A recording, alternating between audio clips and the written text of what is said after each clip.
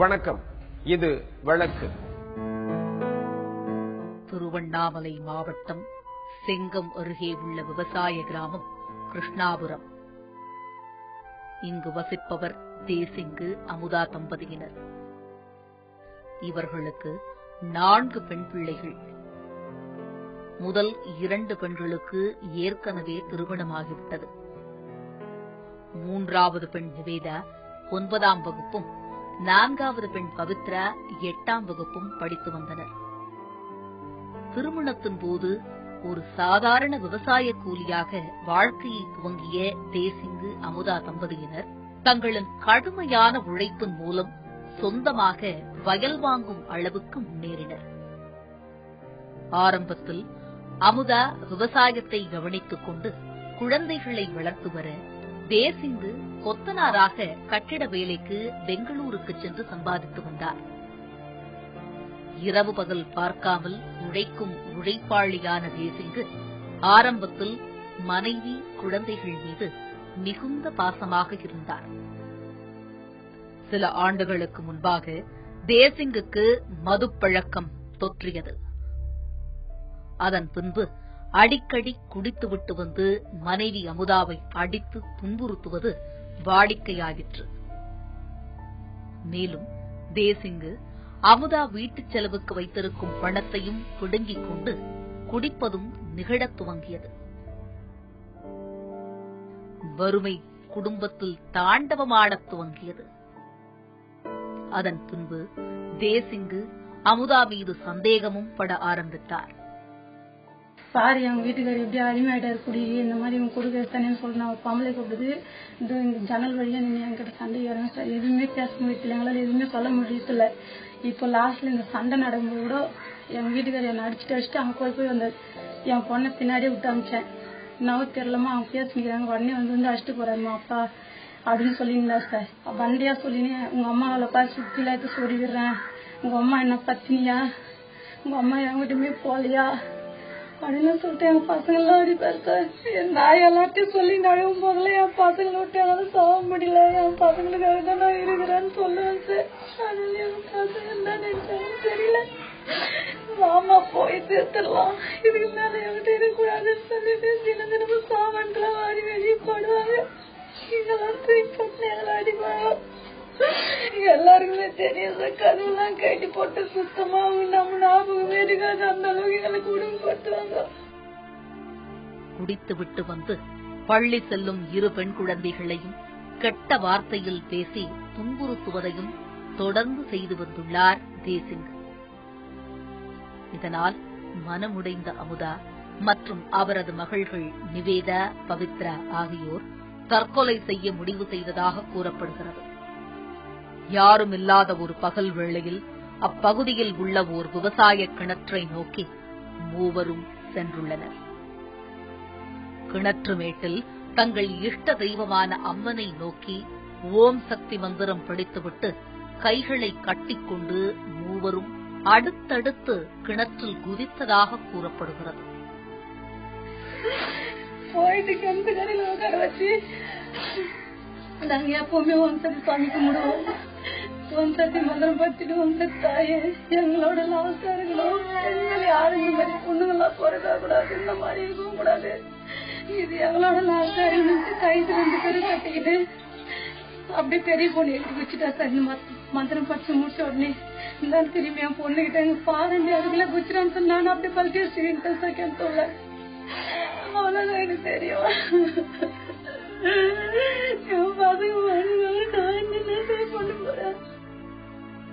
சிறிது நேரத்திற்கு பின் அப்பகுதி வழியே சென்றவர்கள் கிணற்றுக்குள் ஏதோ சப்தம் கேட்பதை அறிந்து எட்டிப் பார்த்துள்ளனர். பின் ஊர் மக்கள் திரண்டு மூவரையும் கிணற்றுக்குள்ளிருந்து மேலே தூக்கியிருக்கிறார்கள். இதில் நிவேதா, பவித்ரா இருவரும் ஏற்கனவே இறந்து போனது தெரிய வந்தது. அமுதாவுக்கு மட்டும் உயிர் இருப்பதும் அறியப்பட்டது. அமுதா வந்துட்டு அவங்க புருஷன் வந்து குடிப்பழக்கத்தில் அதிகமாக அடிமையானாங்க. அவரோட தொழில் வந்து மேஸ்திரி தொழில் தான். கொத்தனார் தொழில் செய்து வந்து தினசரி வந்து 1 வார காலமாக வந்து அவரை வந்து ரொம்ப துன்பப்படுத்திட்டாங்க. துன்பப்படுத்துறதுனால தன்னையும் அறியாம இனி வந்து இந்த உலகத்தை வாழக்கூடாது, இப்படியாப்பட்ட ஒரு புருஷங்களை இருக்கக்கூடாது அப்படின்ற வகையில அந்த குழந்தைங்களை வந்து எடுத்துட்டு போய் தன்னுடைய கிணத்திலேயே வந்து அவங்க வந்து போட்டு கிணத்துல விழுந்து செத்து இறந்துட்டாங்க. காவல்துறையினருக்கும் தகவல் கொடுக்க சம்பவம் நடந்த கிணற்று பகுதிக்கு வந்த காவல்துறையினர் வழக்கு பதிவு செய்து அமுதாவை அருகில் உள்ள அரசு மருத்துவமனையில் சிகிச்சைக்காக சேர்த்தனர். 11 மணிக்கு மேல அவங்களால முடியாம போனதுக்கு அப்புறம் தான் போயிட்டு வீழ்ந்துட்டாங்க. அங்கிருந்து வீழ்ந்ததுக்கு அப்புறம் சொன்னாங்க எங்க யாரும் பார்க்கல. போனோம், போயிட்டு அங்க தூக்கின்னு வந்து அவளுக்கு பேச்சு மூச்சு இல்லாத இருந்தா அவளை ஹாஸ்பிட்டலுக்கு கூட்டின்னு போனோம். ஆம்புலன்ஸ் வச்சு கூட்டின்னு போனோம். பசங்க கிணத்துலயே இறந்துருச்சுங்க. ஆம்புலன்ஸ் போன் பண்ணி வந்து தூக்கின்னு போனாங்க. காலையில் 1:30 மணிக்கு தூக்கின்னு போனாங்க. மறுநாள் 3 மணிக்கு தான் கொடுத்தாங்க. ஹாஸ்பிட்டல இருந்து போஸ்ட்மார்ட்டம் பண்ணி தான் வாங்கிட்டு வந்தோம். முதற்கட்ட சிகிச்சைக்கு பின் மயக்கம் தெளிந்த அமுதா கணவர் தேசிங்குதான் நாங்கள் தற்கொலை செய்ய காரணம் என்று வாக்குமூலமும் அளித்ததாக கூறப்படுகிறது. என்ன பண்ணது, எனக்கு புரியல சார். எனக்கு சாவல்ல.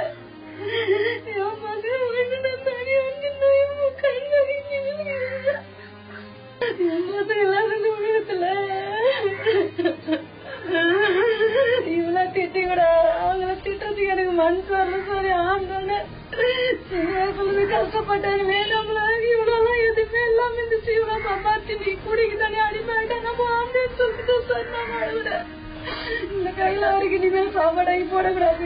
பசங்க சொத்தனைக்கு அவங்க சார் எங்களுக்கு வாயில கூட நீ போட்டுக்காத போட்டெல்லாம் எடுத்துட்டு போது எனக்கு என்ன சரி இருக்குது. நிறைய வாழ்க்கைய முடிஞ்சிச்சு. மேலும் தற்கொலை செய்வதற்கு முன் மகள் நிவேதா தன் அம்மாவை அப்பா அடிப்பதை தினம் தினம் பார்த்து மனம் நொந்து போய் தன்னுடைய பள்ளி நோட்டில், அம்மா அப்பா அடித்தாலும் அழாதே, சாப்பிடாமல் இருக்காதே, நான் உனக்கு பள்ளியில் எனக்கு கொடுக்கும் முட்டையை வாங்கி வந்து தருகிறேன், அதை நீ சாப்பிடு, அப்போதுதான் அப்பாவிடம் அடி வாங்க உனக்கு உடம்பில் தெம்பு இருக்கும் என்று மனம் குமுறி எழுதி வைத்துள்ளதையும் காவல்துறையினரிடம் அமுதா காட்டியதாக கூறப்படுகிறது. நீ அவர்களை கட்டையால் அடித்து கத்தியால் குத்து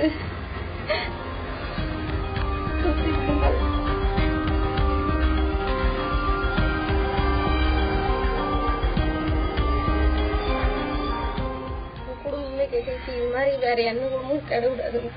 எங்களோட இந்த குடி வந்து எங்களோடவே லாஸ்டா போகணும். இந்த குடியால கெட்ட குடும்பம் எங்களோட லாஸ்டா போகணும். எங்க தங்கச்சி இந்த மாதிரி எந்த குடும்பமும் ஆகக்கூடாது. எங்க தங்கச்சி எடுத்த முடிவை எந்த குழந்தைங்களும் எடுக்கக்கூடாது. உடனே காவல்துறையினர் மனைவி குழந்தைகளை தற்கொலைக்கு தூண்டியதாக தேசிங்குவை கைது செய்தனர்.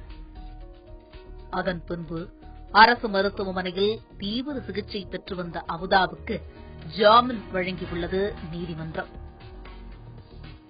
தற்போது 2 பெண் பிள்ளைகளையும் இழந்து நடைபெணமாக வாழும் அமுதா கணவர் உயிருடன் இருக்கும் போதே விதவை கோலம் பூண்டுவிட்டதாக மனம் வெறுத்து கூறுகிறார். மேலும் தன் கணவர் தன் மீது சந்தேகப்பட்டதில் எந்த ஒரு நியாயமும் இல்லை என்றும் கூறுகிறார் அமுதா. தலைவர்னா கூட திட்டுவாரு சார். நல்ல படம் கட்ட விட மாட்டாரு. எல்லாரையுமே தெரியும் சார் இந்த ஊர்ல. தினமும் ஒரு ஆம்பளை அப்படி அனுப்பிச்சு வச்சுட்டேன் சார். ஆனா நான் அந்த மாதிரி சத்தியமா எங்க அம்மா மேல சத்தியமா எனக்கு அந்த பழக்கமும் இல்லை சார்.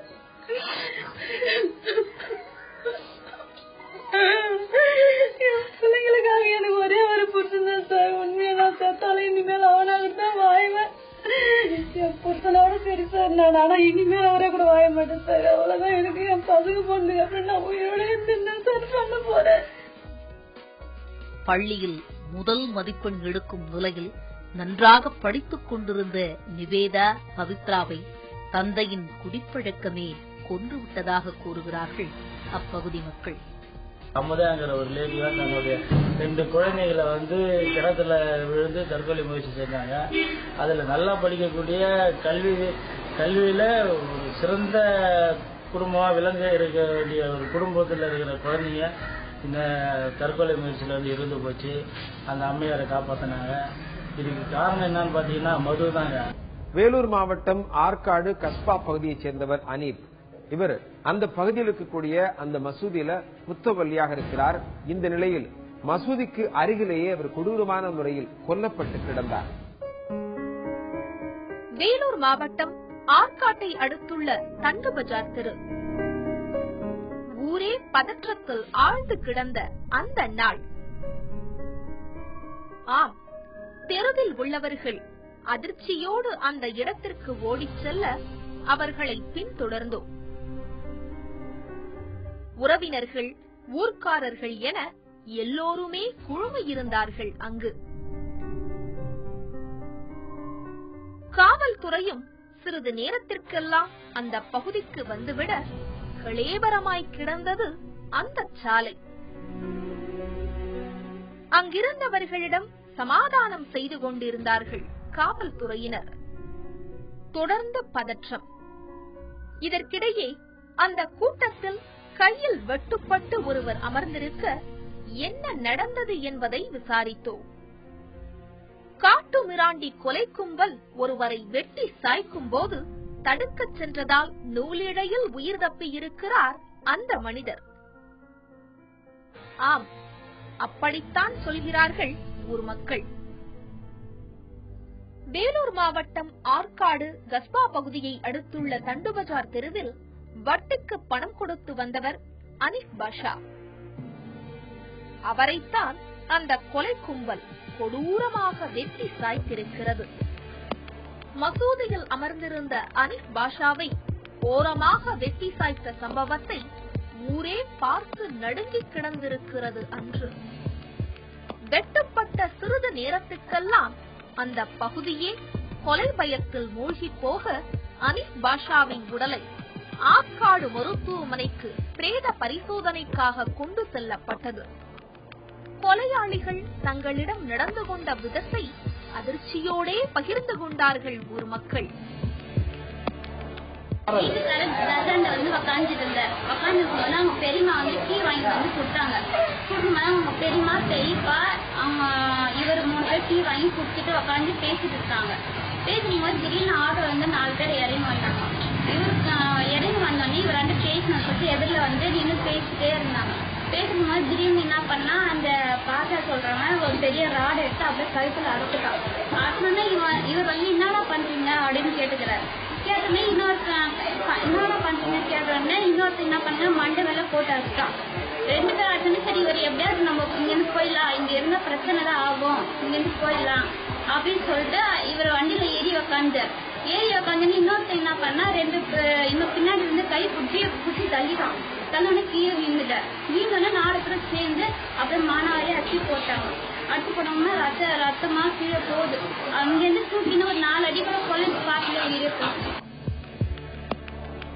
இது ஒருபுறம் இருக்க, கொலை செய்ய திட்டமிட்டு மக்களோடு மக்களாக நின்று கொண்டிருந்த அந்த கொலைகாரனும் நம்மிடம் பேட்டி கொடுத்ததுதான் அதிர்ச்சி. ஆம், அவரை கைது செய்யாத போது எதுவும் தெரியாதது போல அவர் கொடுத்த பேட்டி இது. நேற்று வந்து ஒரு ஃபங்க்ஷன் சார், தெருவில் வந்து யாருமே இருக்க மாட்டாங்க. மாசத்துக்கு ஒரு 3 மாசத்துக்கு ஒரு முறை அந்த ஃபங்க்ஷன் ஒண்ணு, அது வந்து தெருவில் இருந்து மொத்த முறை போயிடுவாங்க. அதுக்கோசம் என்ன பண்ணா அவங்க பிளான் பண்ணி இந்த மேட்ச் வந்து நேரம் வந்து நின்று ஒய்யா பேசிக்கிறாங்க. அது தமிழ்மன்றவன் வந்து பின்னாடி பக்கம் போயிட்டு தலையில் அச்சிடுறான் சார். தலையில் அச்சவன அவர் வந்து தலை புச்சி இருக்காரு. தலை புச்சி கீழே உட்கார போகும்போது அவன் வந்து கை மடிக்கிட்டு இருக்கான். தலை பாஷா என்றவர் வந்து டக்கு டக்குன்னு வெட்டிக்கிறாரு. வெட்டி அவர் கீழே சாஞ்ச உடனே அவன் போயிட்டு இருக்கிறான். தலை பாஷா வந்து வெட்டி போயிட்டான். அவன் தமிழ்மன்றவன் என்ன சொல்லியிருக்கான், நான் என்ன வெட்டினேன், நீ வந்து இன்னும் ஒரு 4 வெட்டி வெட்டினான்னு சொன்னோன்னா அவன் போனவன் திரும்பி வந்து வெட்டிக்கிறான் சார். சும்மா வாய் தகராறு தான் வந்துச்சு, அது வேற எதுவும் இல்லை. அவர் வந்து இவருக்கெல்லாம் துட்டு பணம் வாங்கியிருந்தாரு. கல்யாணம் முடிஞ்சவொன்னே நான் கொடுக்குறேன்ப்பா அப்படின்னாரு. அவள்தான் மேட்ரு. இவர் வந்து என்னப்பா கல்யாணம் முடிஞ்சிச்சு பணம் கொடுக்க தெரியலையாப்பா அப்படின்னோன்னா இவங்க தமிழ்மா அவங்க அப்பா என்ன சொல்லியிருக்காரு, அதெல்லாம் கொடுக்க முடியாது, கொடுக்கும்போது தான் கொடுப்போம், நான் அவ்வளோ பணமா உங்களை வாங்கிட்டேன் அப்படின்னு சொல்லிட்டு சொல்றாரு. அவள் தான் வந்தது. நம்ம திடீர்னு நாங்க வந்து இங்க இந்த பங்கடி அந்த ஒரு படத்துல உட்காந்துருந்தோம். மொத்த பேர் ஓடி வாங்கன்னு சொல்லிட்டு ஆஸ்பத்திரி போனா இதெல்லாம் அப்படியே மட்டன் ஆயிட்டு சார். ஃபுல்லா வெட்டிக்கிறாங்க. இந்த கொடூர கொலை தொடர்பாக ஆற்காடு நகர காவல்துறையினர் தனிப்படை அமைத்து விசாரணை செய்ததில் கொலையாளிகள் யார், அவர்கள் எதற்காக கொலை செய்திருக்கிறார்கள் என்ற விவரமும் 24 மணி நேரத்திற்குள் தெரிய வந்திருக்கிறது. தலபாஷா, தமீம், காலித் பாஷா உள்ளிட்ட 4 பேர்தான் இந்த கொலையில் சம்பந்தப்பட்டிருப்பதாகவும் கண்டுபிடித்திருக்கிறது காவல்துறை.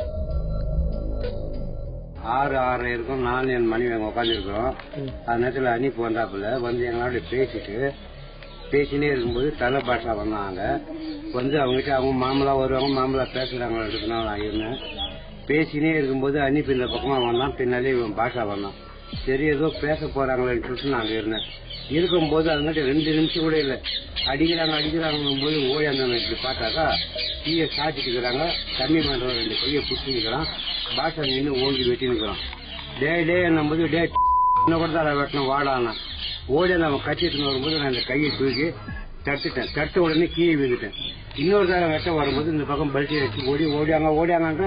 அதுங்காட்டி இன்னும் 2-3 வீட்டு வெட்டிட்டு வண்டி எடுத்து நேராக கிளம்பிட்டாங்க. நான் நேராக வந்து வண்டி விட்டு பார்த்தாக்கா தர்காண்ட அச்சு இருந்தாங்க. கீழே படுத்திருந்தார் அவரு. இது ஃபுல்லா கீஞ்சிச்சு, முகமே இல்லாத மாரி ஆயிடுச்சு. நான் தான் தூக்கி அவருக்கு ஹாஸ்பிட்டல் கூட்டின்னு போய் சேர்த்த பிறகு பார்த்தாக்கா அங்கே இருந்துட்டாரு. 2 பேர் வந்து அடிச்சாங்கன்னு சொன்னாங்க, 4 பேர் அங்கே இருந்தாங்கன்னு சொன்னாங்க. தலபாஷாவும் அனீஃபும் வட்டிக்கு பணம் கொடுத்து வந்ததால் தொழில் போட்டியில் நடந்த கொலை என்றே வாக்குமூலம் கொடுத்திருக்கிறார்கள் கொலையாளிகள். இதில் தமீம் என்பவர் அனீஃபிடம் பணம் வாங்கி பிரச்சனையில் மாட்டிக்கொண்டதால் இந்த 4 பேரும் திட்டமிட்டு அனீஃபை கொலை செய்திருக்கிறார்கள் என்பது தெரிய வந்திருக்கிறது. ஆட்டோ நிறுத்திக்கிட்டு போற வர பொண்ணு கிண்டல் பண்ணிட்டு இருக்காங்க. அதை வந்து இவங்க எடுத்து கேட்கறாங்க, இவங்க ஆட்டோ நிறுத்தக்கூடாது, பொண்ணு கிண்டல் பண்றேன்னு சொல்லிட்டு இதுக்கு அப்படிதான் நாங்கள் நிறுத்துவோம் அப்படின்னு சொல்லிட்டு இவருக்குள்ள ஒரு வாக்குவாதம் வந்து 21ஆம் தேதி இந்த சம்பவம் வந்து அவர் வந்து வெட்டு கத்தியால வச்சிருந்த இந்த தமிழ் பாஷா வச்சிருந்த கத்தியாலையும் தலபாஷா வச்சிருந்த இடுப்பு மறைச்சி வச்சிருந்த கத்தியாலே கழுத்து மேலே வெட்டுறாங்க. அவர் கீழே வந்தோடனே தமிழ் பாஷா வந்து கையில பிடிச்சிக்கிறாங்க. அனீஃப் பாஷாவை பிடிச்சிக்கோன்னு இந்த தலபாஷா மாறி வெட்டிடுறாங்க. வெட்டினத்துல சம்பவ இடத்துல சரிஞ்சு வந்துடுறாரு. மக்கள் நடமாட்டம் அதிகம் இருக்கும் மசூதி தெருவில் இந்த கொலை நடந்திருப்பது அந்த பகுதியினரை அதிர்ச்சிக்கு ஆளாக்கி இருக்கிறது.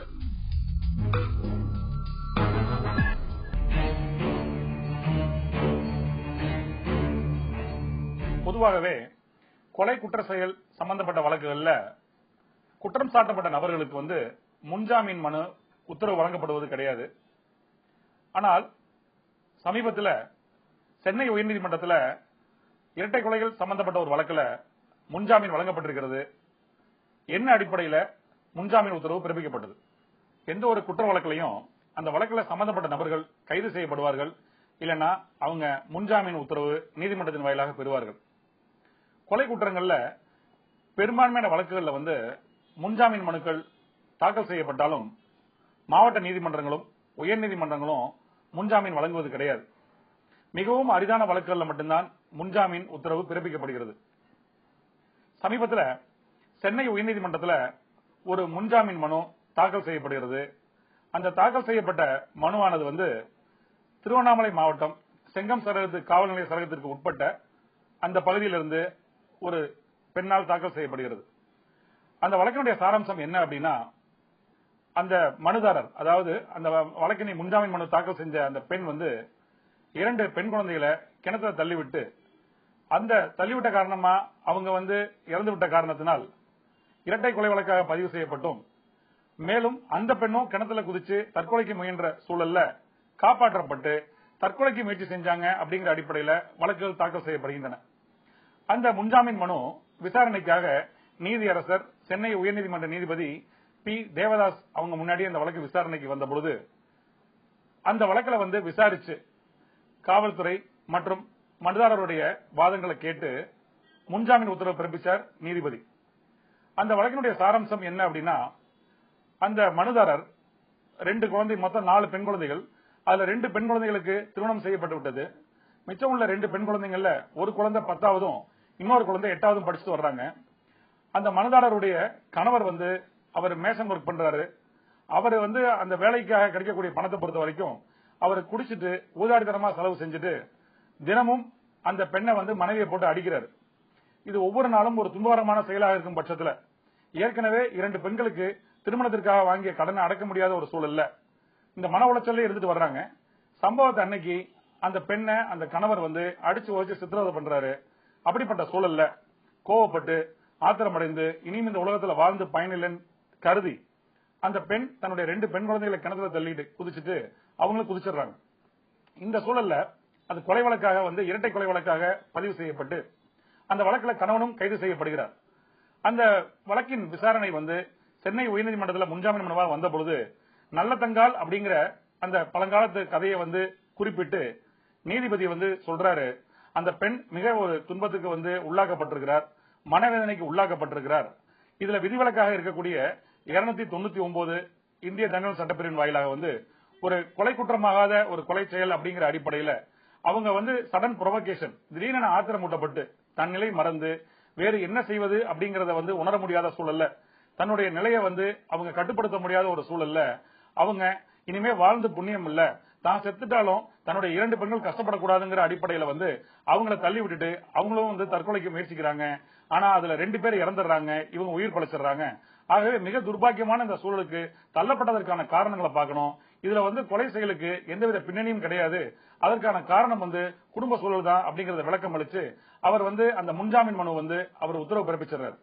அந்த முன்ஜாமீன் மனு உத்தரவிலேயே நீதியரசர் தேவதாஸ் அவர்கள் குறிப்பிட்டிருக்கிறாங்க, இந்திய தண்டனை சட்டப்பிரிவு 299 என்ன, இந்திய தண்டனை சட்டப்பிரிவு 300 என்ன, கொலை குற்றத்தின் விளக்கம் என்ன, அது எந்த மாதிரி சூழல்ல ஒரு நபருக்கு விலக்களிக்கப்படுகிறது, அதாவது ஒரு கொலை செயல் எப்போது கொலை குற்றம் ஆகாது அப்படிங்கிற விளக்கத்தை சட்டப்பிரிவு 300 எல்லாம் ஓரமாக குறிப்பிட்டுதான் அந்த தீர்ப்புல அவங்க முன்ஜாமீன் உத்தரவு பிறப்பிச்சிருக்காங்க.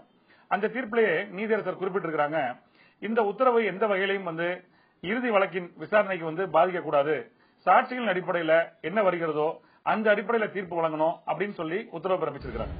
மீண்டும் வேறொரு வழக்கோடு உங்களை சந்திக்கிறேன். நன்றி, வணக்கம்.